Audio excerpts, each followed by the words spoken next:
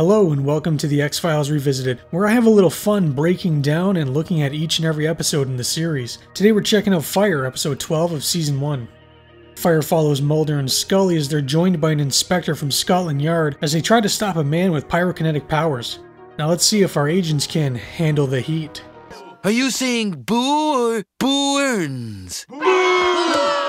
Fire begins in Bosham, England as some gardeners are working on the yard of a wealthy aristocrat. Good morning, Cecil. Top of the morning to you. Cecil is a girl's name. The man is waving to his wife while Cecil here just stares at him like a weirdo. Suddenly the man's arm just bursts into flames. His stunt double is completely consumed while everyone freaks out. Well, everyone that is but Cecil, who seems to be enjoying the festivities. We're in Washington, D.C. as our agents have just come out of court. That's one of the luxuries to hunting down aliens and genetic mutants. You rarely get to press charges. They open the doors to their car and Mulder is suspect as he swears he locked the doors. Sure, I locked it. Must be an X-File. They find a strange cassette on the dash, but don't worry, Scully, that's just Mulder's Extreme Mix Volume 5. They play the tape, which suggests they could be sitting on a bomb, and am I the only one that thinks it sounds like text-to-speech? If only he hadn't reached for the door handle and triggered the detonator. The agents then nearly shit themselves as the door is opened by an old flame of Mulder's named Phoebe Green. It's an old friend. Yes, Mulder, a friend. Well, apparently they had a thing 10 years prior and it didn't end on the best note. It's one of the few things you didn't drive a stake through. She plants a kiss on Mulder and Scully doesn't look all too impressed. Mulder introduces the two ladies to one another and Phoebe thinks Scully hates her. Hello. Hello. She hates me. But don't worry, Phoebe, we all hate you. However, like every new face that comes into this series, she needs Mulder's help. There's a psychopath going around burning men alive and leaving creepy love letters to their wives. His next target, Sir Malcolm, is visiting Cape Cod for protection, along with his family after escaping an attempt on his life. And for some reason, Phoebe needs his help, even though I'm sure her own people could handle it. Phoebe leaves, and I don't know about you, but I feel like there's a bit of tension here. Oh, goodbye. Scully pretty much thinks he's being used, but Mulder, like most men, is an idiot. I was merely extending her a professional courtesy. Oh, is that what you were extending? But it looks like a giant dick. They bring some photos to their arson guy, and just the sight of the fire seems to arouse him. Oh, just beautiful. Phoebe tells him the victims all seem to spontaneously combust, but they can't figure out how. Well, that's peculiar. People don't normally just catch on fire. You don't say! This guy doesn't seem to know how this all could have occurred, but Mulder offers up the theory that maybe someone is controlling it. But there have been cases of pyrokinetics, people who can control and conduct fire. We're at Cape Cod, Massachusetts, where a painter is seemingly painting the walls with some kind of rocket fuel, which conveniently comes in paint can-sized containers. Okay, so if the average paint can size is 3.8 liters or 1 gallon, you would need roughly 384,071 cans to fill the external tank of this space shuttle. That seems rather inconvenient to me. The Marsdens arrive for their little getaway, but unbeknownst to them, Cecil B. Demented here has already found them. He introduces himself to the Marsdens. Hello there. Hello. I'm Bob, the caretaker. And oh god, not Bob. Hello, my name is Bob. He tells the Marsdens that if they need anything, just let him know and he'll be there. Cecil heads down where their two sons are kicking around a soccer ball, and I think it's about time they meet McGruff the crime dog. I'm McGruff, the crime dog. Every day in this country, 60 kids disappear.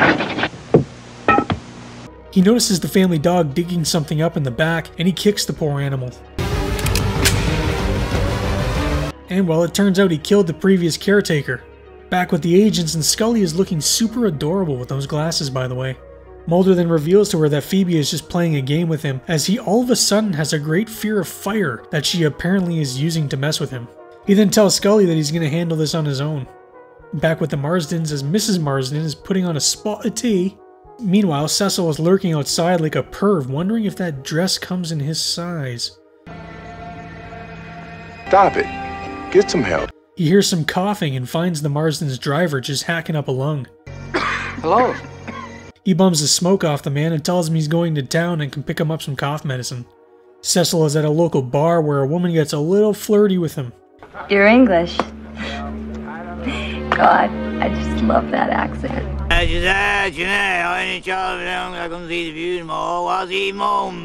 He offers to light her cigarette, but instead sets the whole place ablaze. Care for lights? We're at the Boston Mercy Hospital where Mulder and Phoebe are there to speak to the woman from the bar about the fire. She gives them a brief description of Cecil and tells them all about his fancy finger trick. It was like a magic trick where he lit his finger on fire.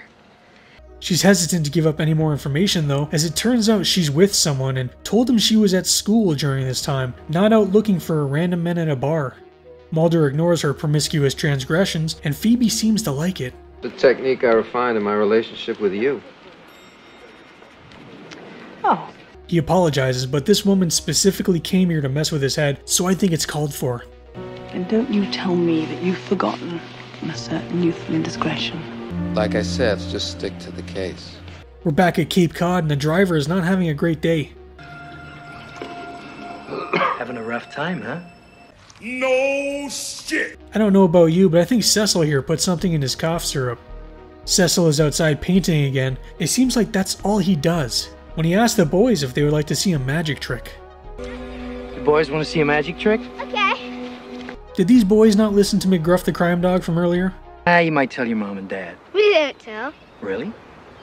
Promise? Promise. Well, David Copperfield here performs his little trick, and it's a big hit. Ta-da!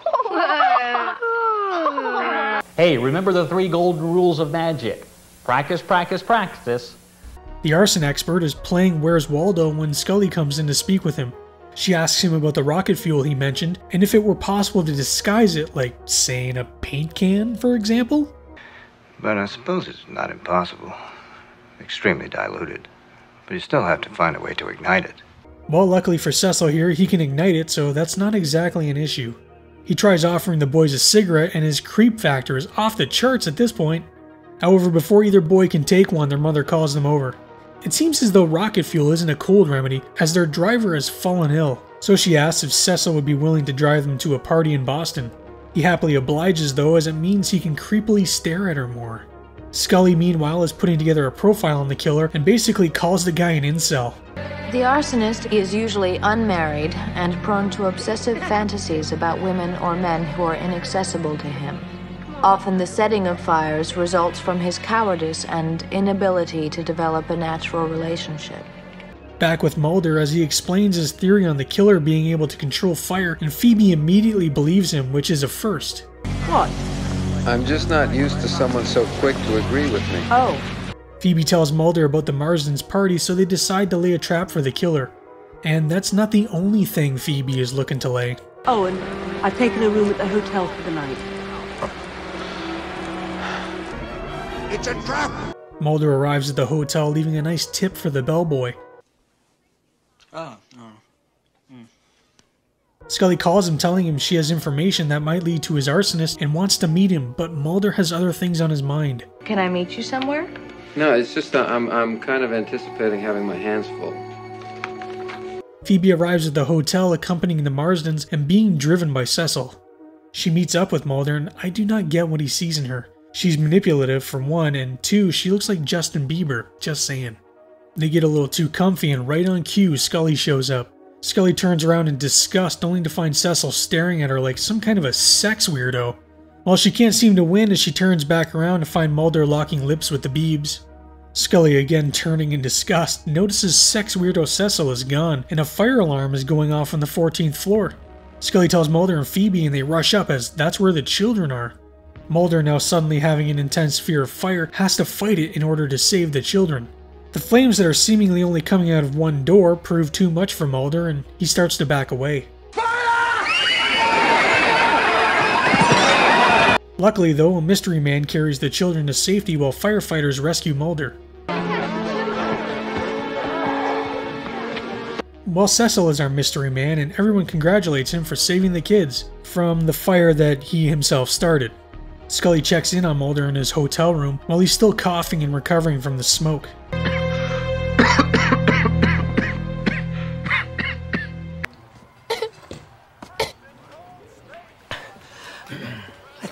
getting the black lung, Bob.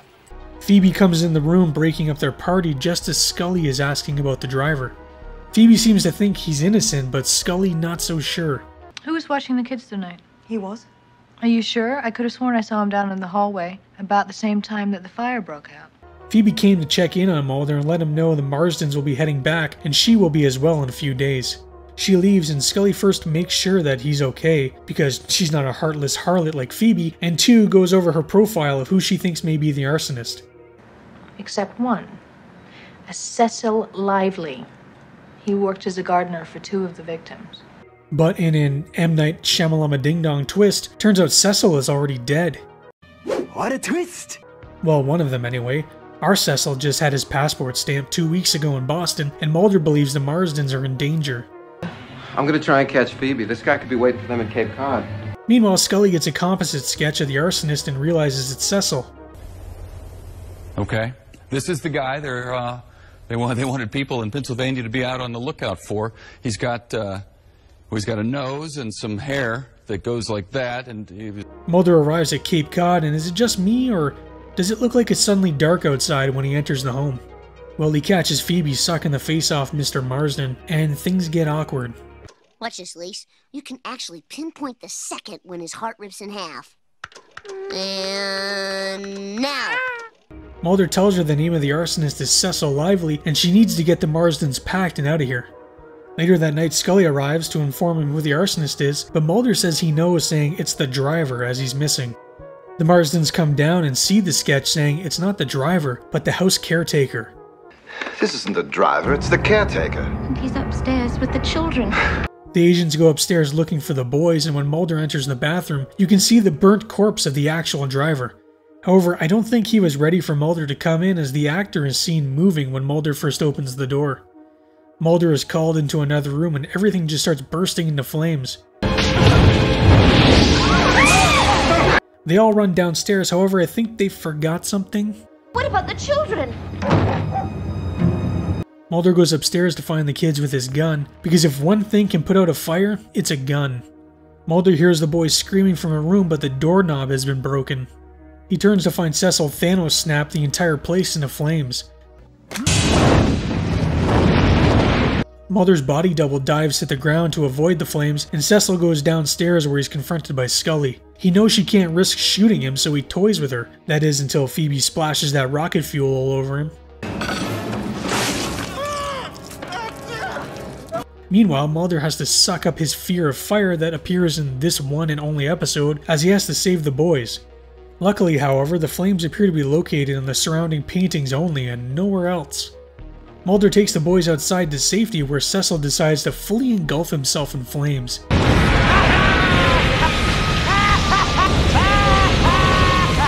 And for some reason this burns him now when the fire never did in the past. Back at Washington, D.C., Scully decides to troll Mulder. Care to take me to lunch? Scare you? You have no idea. She asks about Phoebe and she left without saying a word. She did, however, leave Mulder with another cassette. Extreme Mix Volume 6. Someday somebody's gonna make you wanna turn around and say goodbye. Later that night, Scully is writing her report on Cecil, and what's this? Footage from the episode Squeeze? Brought in to study the case, which they're calling I believe the killer to be a male, 25 to 35 years of age, with above but for the average rapid intelligence. regeneration of While Cecil somehow survived and is being held in a high-security hospital until he can be tried. Can I get you anything, sir?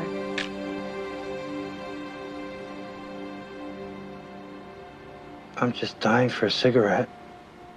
And well, that's fire. Not a bad episode. Middle of the road, I think.